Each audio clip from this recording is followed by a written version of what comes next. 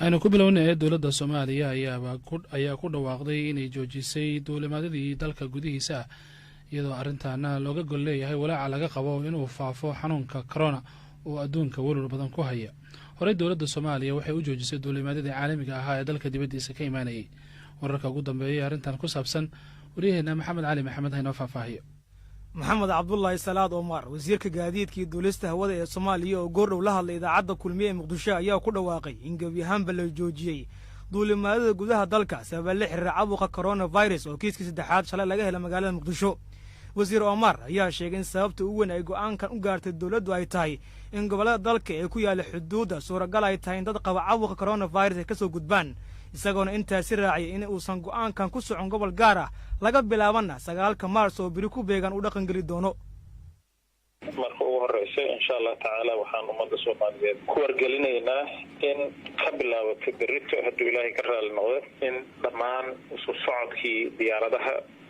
wadanka gudihiisa ahaa hakad la gelin doono ilaa iyo amar dambe haddii Ilaahay ka raali noqdo. sababta arrintaasi loo sameynayo waxay tahay waxaan leenahay xuduud dheer ayaa waxaan la leenahay dhowr wadan xuduudahaasi oo dhan controlkiisa iyo dadka ka soo gelaya dhammaantood si cad uma hayno. sidaas awgeed dadkii ka soo galay xuduudaha qaarkood ayaa laga yaabaa in diyaarado gudaha ah ay soo raacaan oo meelo kala tagaan. wax khuseeya hal gobol ma aha, dhammaan Soomaaliya oo dhan ayuu khuseeyaa. waayo marka wasiir waxaan ku weydiinayaa waxaad tiri in laga bilaabo beri ayuu bilaabanayaa dhaqangalka in la joojiyo duulimaadada gobolada dalka gudaha Soomaaliya. ma jirtaa tir rasmi aad qabateen ama waqti caadi ah oo dib ay u furmi karaan duulimaadada? may waxa weeyaan xaaladda ayaan marka shaqaynaynaa insha Allah taala markii ugu habboon in la furo ay noqotana waan furaynaa haddii Ilaahay ka raali noqdo. waxaa runtii xusid mudan wax kasta oo la sameynayo oo xakameyn ah waxaa loo sameynayaa keliya in laga hortago cudurka coronavirus. Ilaahay naguma keeno oo inaga aanan iska celin karin wadamadii naga awooda weyna ay iska celin lahaayeen. sida uu sheegay wasiirka gaadiidka iyo duulista hawada ee Soomaaliya go'aanka dowladda ka soo baxay ayaa waxa uu dhaqan galayaa 29 bisha Maars oo ku beega maalinta beriya, waxaana cudurka COVID-19 uu dunida ku abuuray walwal xoogan iyadoo magaalada Muqdisho haatan ay ku sugan yihiin 3 qof oo mid ajnabi yahay kuwaasi oo laga helay COVID-19.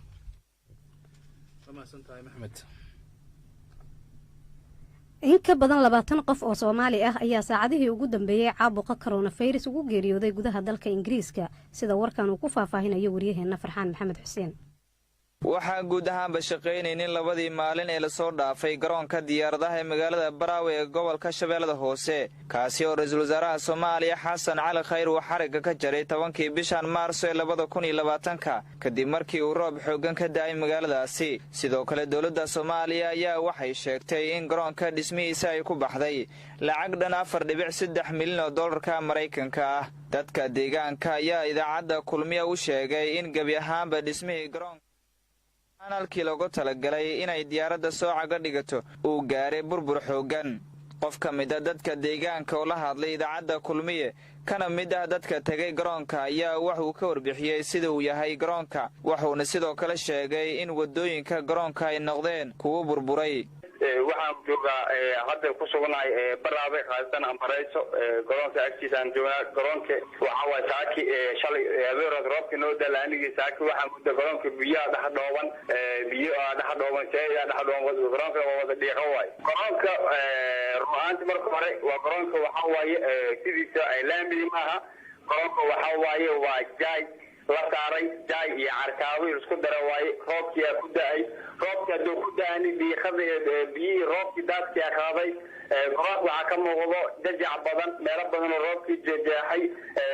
waxaa arkaysaa lookaamo yar wax la yidhaahdo lookaamo sida biyaha meesha jeexan oo kale lookaamo wax la yidhaahdo uu leeyahay biyo oo jeexay biyo mareen oo ku suubiyey. waa garoonka dhibaato badan ka muuqato. waxaa moodaa sida marka meesha aad looma ogolaan la fiigir galo, laakiin sina markaad fiiriso 4 meelood waxay runteena ka hadlaan 4 meelood aan aragnaa oo go'an oo biyaha daadka soo mareen. biyo meelo way fadhiyaan meelay diyaaradaha ku wareegi jiray oo ka jiri biyaha fadhiyo. hadda ruuxaantii haddii xataa diyaar wadiga hata qaab ku digis malaha lookaamada jeexan oo leeyahay biyihi waa fadhiyaa garoonkii dhibaato ogni waa ka muuqataa waxa uu koley magaca keliyaad waa garoonkiisiisa magacaan waa wata laakiinse muuqaal ahaan garoomaha maamulka degmada iyo kuwa gobolka shabeellada hoose ayaa haatan waxay kormeer ku samaynayaan garoonka diyaaradaha magaalada Baraawe oo bil ay ka soo wareegeen xarag jarkiisa kaasi oo burbur ka soo gaaray roob ka da'ay magaaladaasi. waa maasan yahay wariyaheena Farxaan Maxamed Xuseen wuxuu noo sheegayay war ku saabsan garoonka diyaaradaha degmada Baraawe ee gobolka shabeellada hoose oo dhismihiisa ay ku baxday lacag ka badan 4 milyan oo dollarka Mareykanka ah oo daadad ka dhashay roomihiigaan oo gobolkaasi ka daayay ay qaadeen warkaas uu noo soo socday laakiin waxaan ku laabanaynaa warkii mar inay noo sheegto marka hore oo ku saabsanaa in ka badan 20 qof oo Soomaali ah oo saacadihii ugu dambeeyay caabuqa coronavirus ugu geeriday waddanka Ingiriiska. Cabdisataar Xaaji Cali ayaa inoo faahfaahinaya.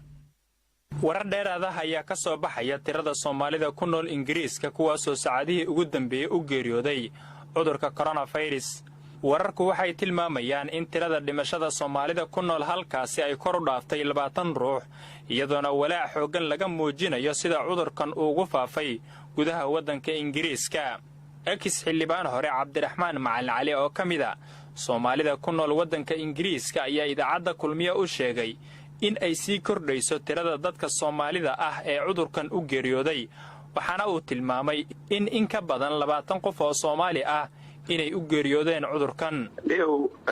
dad kala duwan aan weydiinay ninka ugu badan wuxuu ku sheegay 20 waa dhici kartaa ay ka badan yihiin waa dhici kartaa ay ka yar yihiin 20 oo Soomaali ah waayo Soomaali ah laakiin inta badan Soomaali way qarsadaan cudurka last minute ay tagaan meesha oo cudurkaas ka qarsadaan oo guriga joogaan marka ugu dambeeyay neeftu ku xirantay meesha tagaan ama u yaraan dhakhtarka ay u yaraan ama emergency u yaraan saacad ugu dambeeyso marka ugu horeysa mis baaraan inta badan guriga iska joogayaan marka ugu dambeysay badana ay tagaan meesha dhibaatadaas waa jirta Soomaaliya dad maaragtay hore ka sheegay dhibkooda maahan oo last minute ay sugaan waxyaabaha hataa keentay intaan waxaas oo sababa laakiin way badan yihiin 20 iyo xogaa lagu sheegay laakiin qofku uu sheegi karo exact number uu sheegi karo inuu jira ma filaayo sababtoo kala fognahay London waa kala fogtahay dadka Soomaali yaqaaniin record caadi oo Soomaali meel raacaysa ma lahan. xildhibaanka oo sii hadlayay ayaa dhinaca kala sheegay in ay soo hagaagayso xaaladda caafimaad ee ra'iisul wasaarihii hore ee Soomaaliya Nuur Xasan Xuseen Nuur Cadde kaasoo maalmo ka hor la tilmaamay inuu la xanuunsanayay caabuqa coronavirus. runtii isbitaalay ku jiraan horena uu sheegay caafimaadkooda keen waa simayahay dhimashadooda marka ay dhimanayaan ama ay noolaanayaan annaga ay waa simanahay waxa kaliya oo dhikar waxa waa Ilaahay maaragtay yani caafimaad siiyo waa xanuunsan yihiin labada waa xanuunsan yihiin runtii marka Ilaahay caafimaad siiyo intaas kasii badan inaan dhaafin loo baahan hadda laakiin waxaan leeyahay Ilaahay caafimaad siiyo. waayo marka waxaad ii sheegtaa Nuur Cadde xaaladiisa caafimaad wax isbedela tan iyo markii cudurkan ku dhacay cudurkan kaliya ma ahan cudurro kale jira iyana oo iska jira marka xaaladiisa caafimaad mid hadda oo ku dhihi karo waa raystay ama ordaya ma ahan mid aan ku dhihi karo saqaraadna ma ahan waa askaarin xanuunsan oo beri ay ku xiran yihiin marka u soo ducaynayna inuu Ilaahay caafimaad siiyo soo ducaynayna. tirada guud ee dadka ku nool Ingiriiska oo ku dhacay cudurka coronavirus ayaa la sheegay inay ka badan tahay 14,000 waxaana u geeriyooday cudurkan 759 qof. waad maasantahay Cabdisataar. xukuumadda Soomaaliya ayaa si degdeg ah u dalbatay shaybaarka lagu ogaado qofka qaba fayraska COVID-19 sida warkaan uu ku faahfaahinayo Axmed Maxamed Ibraahim. wasiirka xogeenka wasaaradda caafimaadka ee xukuumadda Soomaaliya Maxamed Saciid Cabdullaahi oo la hadlay Radio Kulmiye ayaa sheegay in dhawaan ay heli doonaan shaybaarka lagu ogaado caabuqa coronavirus kadib markii ay ka dalbadeen dowladaha caalamka. wasiirka ayaa intaa ku daray mar haddii ay helaan shaybaarka lagu baarayo caabuqa coronavirus oo u sahlayo wasaaradda caafimaadka in gudaha dalka lagu baaro qofka looga shakiyo caabuqan islamarkaana ay ka baaqanayaan dalka dibaddiisa baaritaanada ay la aadayeen oo maalmo qaadanayay. wasiir maxamed saciid ayaa shaaca ka qaaday in xoogga ay saarayaan helidda shaybaarkan ayna xiriiro badan u direen hay-adaha caalamka kuwoodii ka shaqeeya caafimaadka iyo waddamada deeqaha bixiya ayna ku rajawan yihiin inay helaan shaybaarkani. laakiin wax waliba sidii iyo qaabkii 100% maxaan dhahday loo baari lahaa maynan gaarin qalabka waxbaa naga dhiman ilaahay hadduu yidhaahdana qorshuhu wuxuu yahay in isbuucan ayna soo gaari doonaan sidii aan wararka aan ku helayno oo hay-adahan caalamiga ay noo sheegaan marka insha allahu tacaala waa rajaynaynaa in toddobaadkani ayna soo gaaraan laakiin hadda la joogo waxa weeyaan waa qaadnaa cayinaadka waana awoodnoo u leenahay oo mar alla markii cayinaadkaas aan qaadno dadba ururadana caalamiga ayaa naga caawiya sida ugu dhaqsiyaha badan inaan ku helnana waa isku daynaa natiijada ha ahaatee haddana waxa weeyaan waad garan kartaa way nagaga horeeyaan maxaan dhahdaa qeybaha baarista iyo maxaan dhahdaa waa dadkan ajnabiga ah ay hay-adaha u shaqeeya waaba dadkan annaga hadda aan u dirsanno mise cayinaadka aan qaadno aan u dhiibno marka mas-uuliyad baa naga saaran in iyaguna qaybtooda annaguna qayb ka qaadano geesta kale wasiirka xogeenka wasaaradda caafimaadka ee xukuumadda Soomaaliya Maxamed Saciid Cabdullaahi ayaa sheegay in maamulada koonfur galbeed Soomaaliya Galmudug Jubbaland iyo Hirshabelle ay siin doonaan maalmaha soo aadan qalabka la iskaga difaaco COVID-19 mar haddii maamulada Puntland iyo Somaliland ay siiyeen shalay ilaahay diiraada haddana qorshaha waxaa inoogu jira maanta iyo berita ilaahay diiraada hadday suuragal noqoto in maxaan dhahdaa magaalooyinka kale ee dowlad goboleedyada kale inaan gaarsiino ilaahay diiraado waxa kani waxay qayb ka tahay sidii loogu diyaargaroobayo dowladda federaalka Soomaaliya dhibaatooyinkan cudurkan COVID-19 oo adduunka ku hayo ilaahay waxaan ka baryaynaa in uu ilaahay meelaha kale dhibaatooyinka ka jiro kala wadanka iyaga uusan soo gaarsiinin ummadana waxaan ka codsanaynaa in ay dadaalada muujiyaan ilaahay hadduu yiraahdo sidii waxa kani loogu hortagi lahaa ilaahay weli dowladda Soomaaliya ayaa dadaal dheeri ah ku bixinaysa ka hortaga faafidda caabuqa COVID-19 oo ku adkeeyay madaxweyne Farmaajo dadka Soomaaliyeed inay joogaan guryahooda xil weyn ay iska saaraan badqabka naftooda iyo bulshadoodaba dadweynaha ku nool gobolka Nugaal gaar ahaan magaalada xarunta ah gobolkaas ee Garowe oo sidoo kalena xarun ah maamulka Puntland ayaa lagu amray inaysan guryahooda ka soo bixin isla markaana yareeyaan isku socodka iyo dhaqdhaqaaqyada aan muhiimka ahayn si looga fogaado faafidda xanuunka corona maamulka gobolka Nugaal oo amarkaani soo saaray ayaa sidoo kale mamnuucay in la qabto kulamada siyaasadeed iyo dhammaan isku imaatinada dadweynaha oo ay ku jiraan xafladaha aroosyada garoomada cayaaraha iyo shineemooyinka filmaanta laga daawado qoraalkan sabtiga maanta ah soo baxay ee ka soo baxay maamulka gobolka Nugaal gobolka Nugaal ee Puntland ayaa sidoo kale lagu go'aamiyay inay sii xirnaan doonaan dhammaan goobaha waxbarashada oo ay horey u fasaxday wasaaradda waxbarashada ee maamul goboleedka Puntland markaana gobolka Baay qarax dhimasho iyo dhaawac uu ka soo gaaray askar ka tirsan ciidamada militariga Soomaaliya ayaa ka dhacay duleedka magaalada Baydhabo ee xarunta gobolka Baay Axmed Cabdulqaadir Yarow ayaa warkan ka soo diray magaalada Baydhabo hal askari ayaa ku geeriyooday 3 kalena waa ay ku dhaawacmeen kadib qarax miino oo lagula eegtay bar control oo ay ku sugnaayeen ciidamada xoogga dalka duleedka magaalada Baydhabo gaar ahaan deegaanka Maayinfuulka waxa aan tagay goobta qaraxa uu ka dhacay